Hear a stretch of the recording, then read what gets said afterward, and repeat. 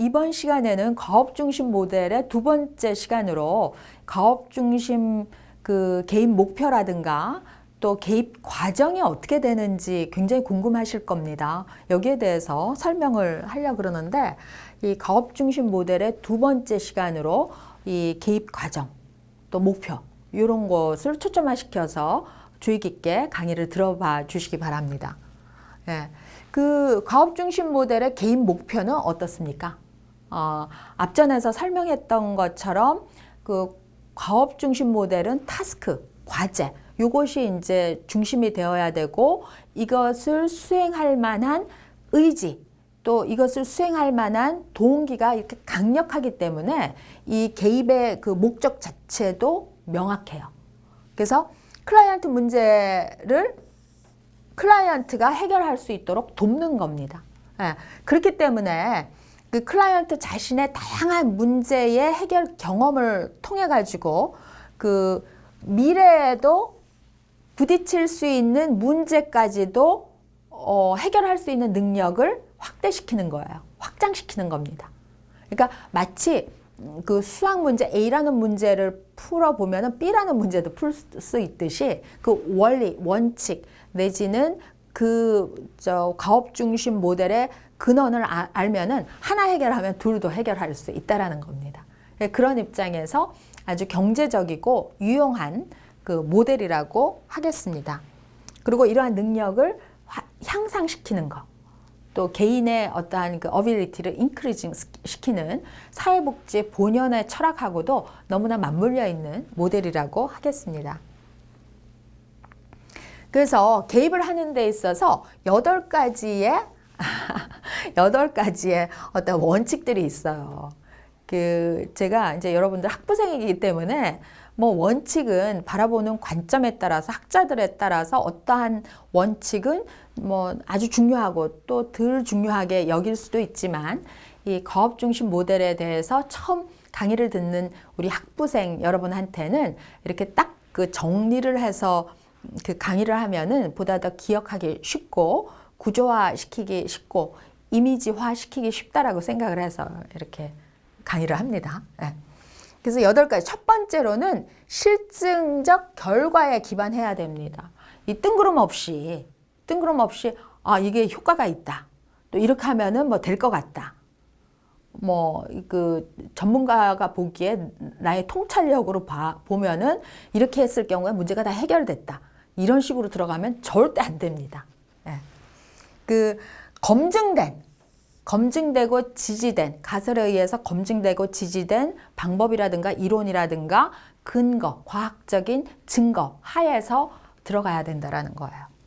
그렇기 때문에 이 그 문제에 대해서 사회복지사가 많은 그 지식, 지난 시간에 제가 그림을 그렸습니다만 그 지식, knowledge에 대해서 많은 것을 바로 알고 있어야 돼요. 정확한 지식을 갖고 있어야 돼요. 주워 들은 지식, 어떠한 뭐 그 흘러다니는 뭐 시중에 떠도는 말 이런 걸로는 절대 안 됩니다. 예. 그리고 두 번째로는 통합적인 자세가 필요해요. 그래서 제가 지난 시간에 이 가업 중심 모델은 융복합 모델이라고 말씀드렸죠.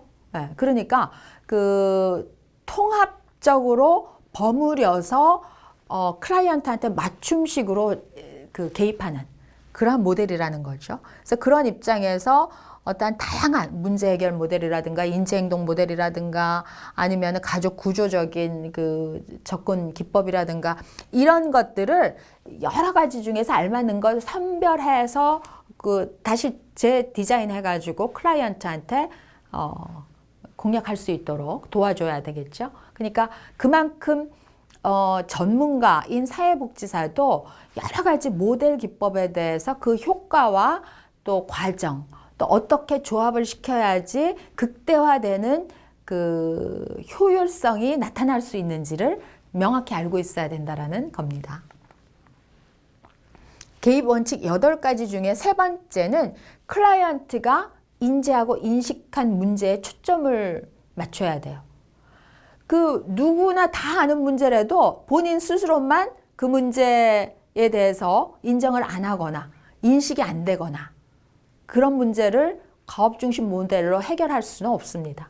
클라이언트가 본인 스스로 그 관심을 가지고 본인도 해결할 의지가 충천해 있는 그 문제에 그 공략을 해야 되는 거고, 그리고 네 번째로는 체계와 맥락을 강조해야 되는 거죠. 그래서 그 재발 예방을 하기 위해서 어떠한 그 컨텍스트, 맥락 전체 이 변화가 필요하기도 합니다. 그렇게 하고요. 또 개입 원칙 8가지 중에 5번째는 단기 개입이라고 했잖아요. 브리프, 그 6회에서 뭐 12회, 8회에서 12회, 한 3-4달 안에 이렇게 끝내는 거. 그래서 계획된 단기 개입. 그래서 4개월 안에 6회에서 12회 세션 자체가 아주 딱 정해져 있습니다. 요때 문제 해결을 하고 또 문제가 생기면 그 다음에 여기서 종결을 한 다음에 다시 시작을 해야 됩니다. 이 질질 끌면 안 돼요. 13회, 14회, 15회 이렇게 가는 게 아닙니다. 무조건 그 시간 안에 그 마치기로 했고, 그때 마쳤을 때 평가가 100점 만점에 그 어느 정도 도달했는지 그 평가를 하고, 그리고 이 문제에 대해서 종료를 시키고 또 생긴 문제, 또 연속되는 문제를 다시 계약을 통해서 다시 시작해야 되는 겁니다. 그런 의미에서 계획된 단기 개입이라고 그 이해를 하시면 되겠어요. 그 다음에 6번째로는 지난 시간에도 강조를 했지만 클라이언트하고 사회복지사하고의 찰떡궁합이라 그랬죠. 그 파트너십이 굉장히 중요합니다. 그래서 그 클라이언트와의 관계는 내가 클라이언트가 약하기 때문에 돌봐야지 이런 관계가 아니에요. 그래서 커뮤니티 케어 서비스에서 독거노인이라든가 장애인이라든가 이 돌봄 내지는 뭐 케어 서비스 이게 아닙니다. 그런 개념이 아니고 협력적으로 클라이언트하고 사회복지사하고 딱 으쌰으쌰 협력해가지고 그 문제를 해결하는 거예요. 그래서 그 최대한 클라이언트가 그 주도적으로 자발적으로 오너십을 가지고 참여를 해야 된다라는 게 관건입니다. 조금 좀 구별이 되시죠? 그러니까 이 과업 중심 모델은 예를 들어서 요양원이라든가 노인복지기관의 클라이언트 노인하고는 좀 안 맞을 수도 있어요. 그런 한계점이 있을 수 있습니다. 개입 원칙의 8가지 중에 7번째는 구조화예요. 구조화라는 건 어떤 그 프레임, 예를 들어서 뭐 이 스트럭처를 딱딱 갖춰가지고 이렇게 공략을 하는 건데, 예를 들어서 구조화하고 이 반대되는 말이 비구조화.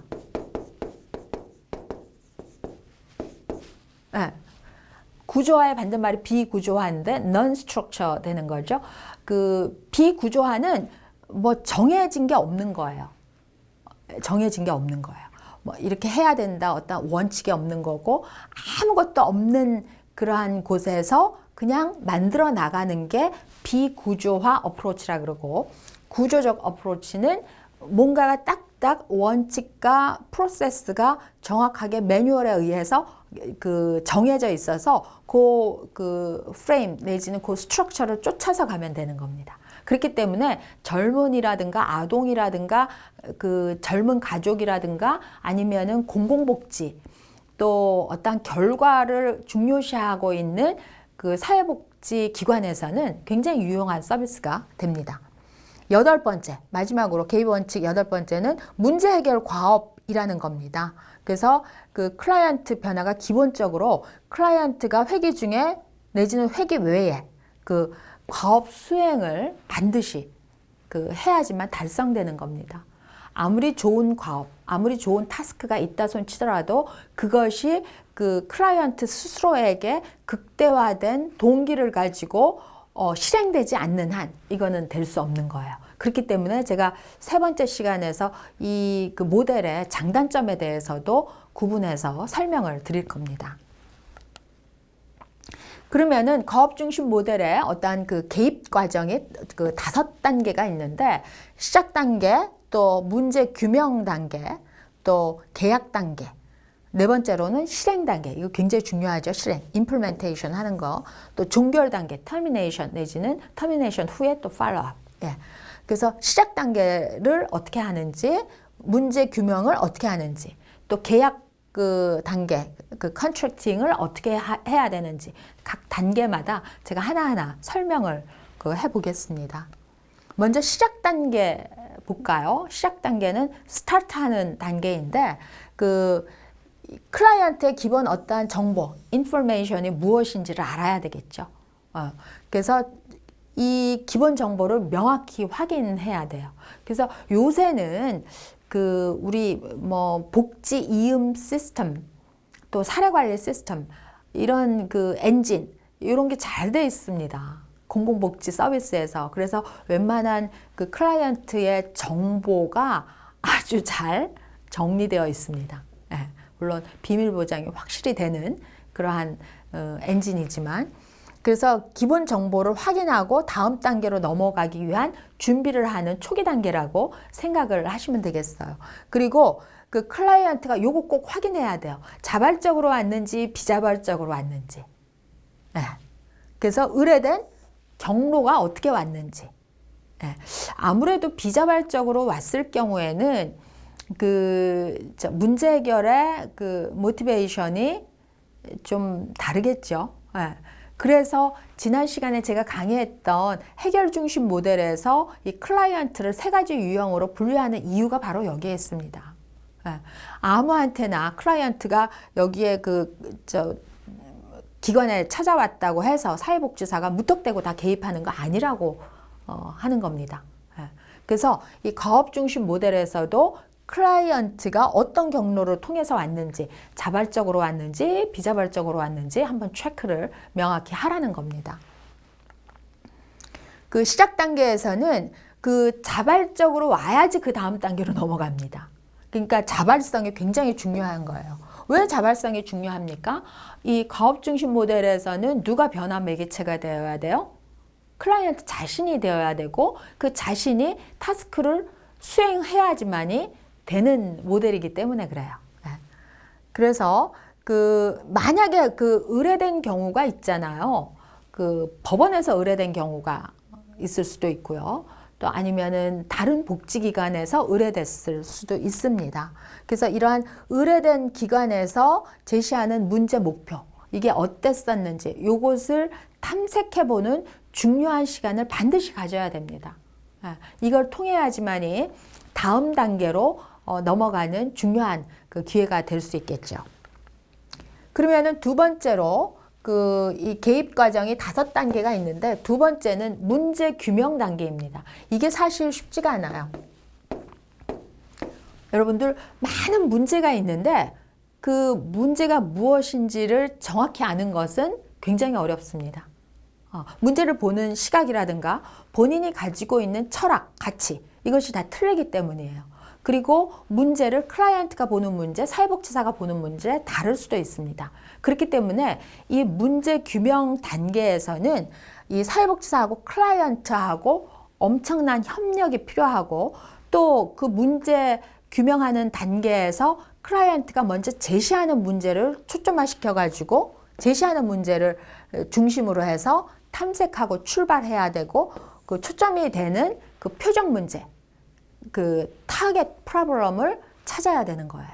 무엇을 공략해 가지고 우리가 과업을 수행할까, 타스크를 수행할까, 뭘까, 그런 겁니다. 제가 여러분들 쉽게 그냥 이해하기 쉽게, 우리 사회에 너무나 그 노멀한 그 일상적인 문제로까지 되어 있으니까 다이어트 문제를 예를 들면은 아주 누구나가 쉽게 이해가 될 것 같은데, 이 다이어트 문제도 클라이언트가 생각하는 거하고 사회복지사가 생각하는 거하고 다를 수가 있어요. 네. 목표치도 다를 수가 있고 접근 방법도 다를 수가 있어요. 네. 그 사회복지사는 보다 더 시간이 좀 들지만 그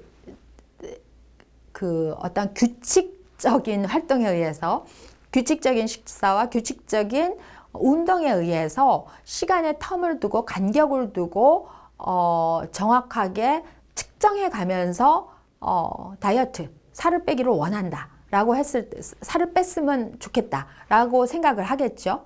그러면은 같은 문제라도 클라이언트는 아니 나는 그렇게 못해. 한 번 해야지. 어떻게 한 2, 3개월을 그렇게 식사를 하면은 나는 못합니다. 이렇게 나올 수도 있다라는 거죠. 그랬을 경우에는 가업 중심 모델 실행하기가 어렵습니다. 그래서 클라이언트가 보는 거하고 사회복지사가 보는 그 문제 규명을 일치시켜야 돼요. 그래서 클라이언트가 저 이거 문제였어요. 굉장히 불편했었어요. 꼭 이거 변화시키고 싶어요. 하고 싶습니다. 문제를 해결하기 위해서. 이랬을 때 또 그 사회복지사도 전문가로서 이게 변화되면은 클라이언트의 삶의 질이 달라지겠구나. 클라이언트한테는 굉장히 중요한 문제로구나. 라고 판단이 돼서 합치가 됐을 때 문제 규명으로 딱 되는 겁니다. 그래서 문제 규명 단계를 한 걸음 더 들어가서 설명을 해보면은 문제긴 문제인데 꽤 묵어서 굉장히 해결하기 어려운 실타래처럼 그냥 원인이 결과가 막 짬뽕이 돼가지고 굉장히 어려운 문제들이 있을 수 있어요. 아주 복잡한 문제, 시리어스한 문제. 근데 그것보다도 현실적으로 변화 가능성이 높은 문제, 이것을 초이스해야 되는 거죠. 왜서 그러나 하면은 가업 중심 모델에서는 이러한 문제를 하나 해결하잖아요. 그러면 이거보다 조금 더 어려운 문제도 해결할 수 있다는 관점이기 때문에 괜찮아요. 그래서 현실적으로 변화 가능성이 높은 문제 기준으로 해서 초이스를 하는 거죠. 그리고 이 표적 문제도 뽑을 때 이렇게 많이 하면 안 돼요. 딱 한두 가지, 두세 가지. 그래서 3개 이내로 설정하고 들어가야 된다는 거죠. 그리고 사회복지사하고 클라이언트하고 초기 계약을 맺기 위해서 초기 사정 단계가 어세스먼트가 굉장히 중요하다라고 설명을 드리고 싶습니다. 드디어 이제 문제를 하나 뽑았어요. 문제를 클라이언트가 생각하는 문제, 워커가 생각하는 문제 합치가 돼가지고 골랐습니다. 그랬을 때는 일단 이제 3번째 단계로 계약을 해야 됩니다. 컨트랙팅. 계약을 하는데 이 계약을 하는 거는 서로 동의를 해야 돼요. 계약 관계는 동의를 해야지 공평하죠. 뿐만 아니라 이 계약을 어떻게 할 것인가. 반드시 이 계약 의식을 치르는 게 좋아요. 크든 작든. 왜냐하면은 이로 인해서 서로에게 어떤 책임감이라는 게 accountability.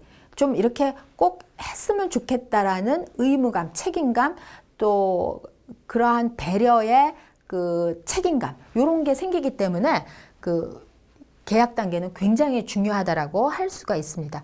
그래서 서면으로 하고 또 구두로 할 때라도 클라이언트의 의지를 명확히 시킬 수 있는 그러한 리추얼, 의식이 있었으면 좋겠습니다. 그리고 계약을 하는 이유는 이거예요. 개입에 대한 동의가 서로 다시 약속을 재확인하는 거죠.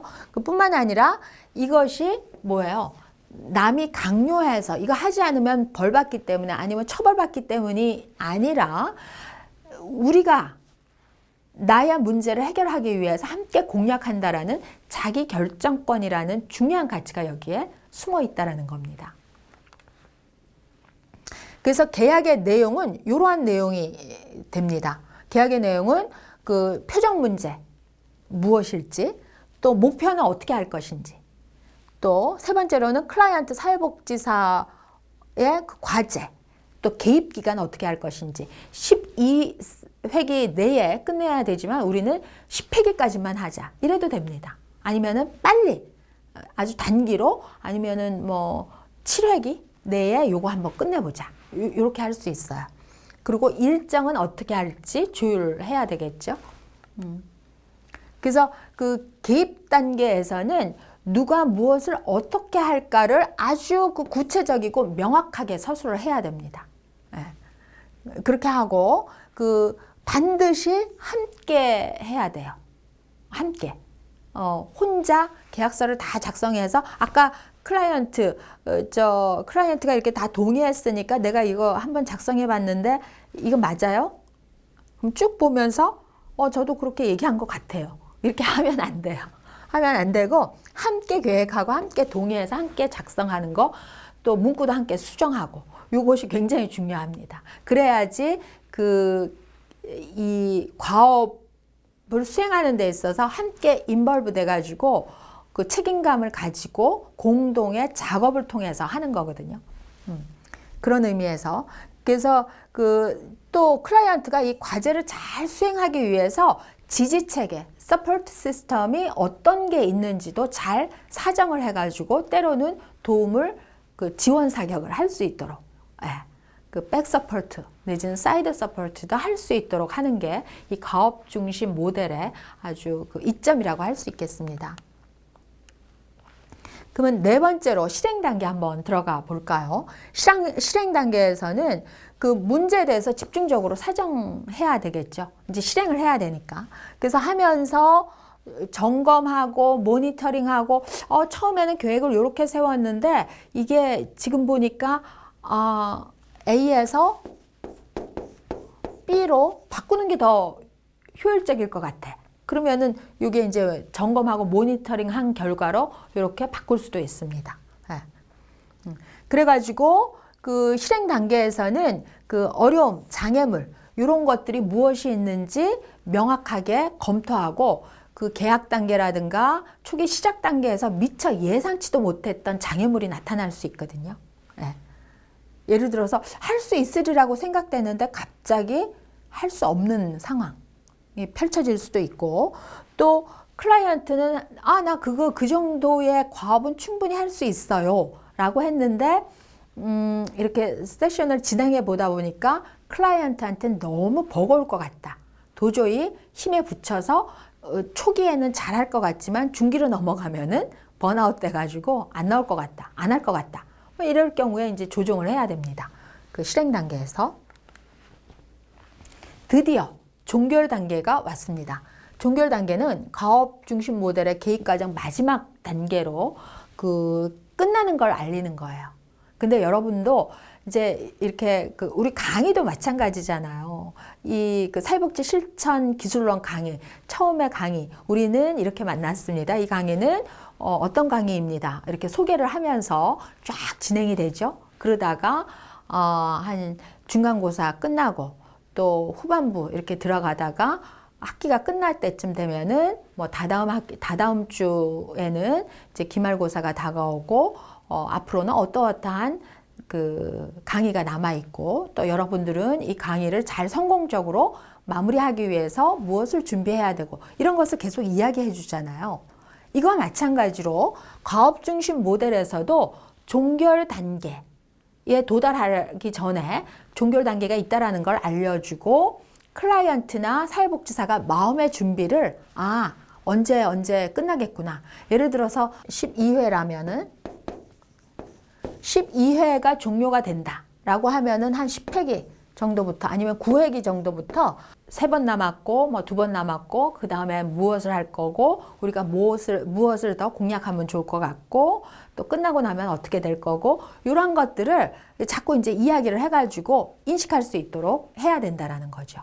헤어짐의 준비라고 이야기하면은 명확할 것 같습니다. 그래서 모두 예상하는 가운데 이루어져야 되는 거죠. 그 계약할 때 12번 하기로 했으니까 12번 오늘 끝이야. 그게 아닙니다. 그리고 클라이언트한테 피드백을 줘야 되고, 이때 종결 단계에선 가장 중요한 게 뭐니 해도 평가이죠. 평가. 이발루에이션을 어떻게 할 것인가. 또 평가가 어느 정도 목표치에 도달해서 성공적이었는지 아니면은 그렇지 못했는지 이것을 할 수 있는 단계입니다.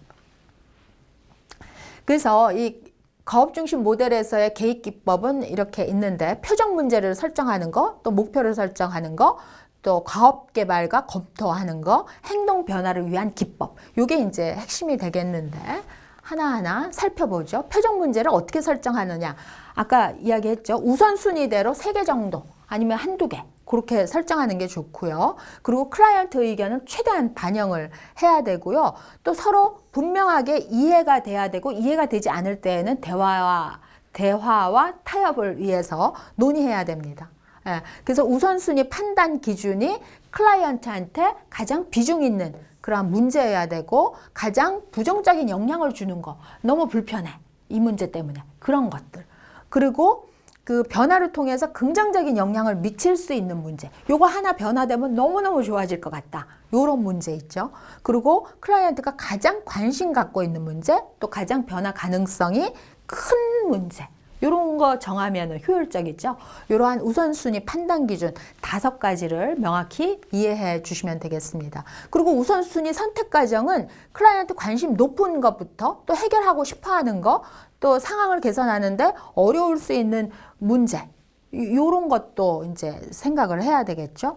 그래서 워크와 클라이언트가 그 협력해서 정한다. 예.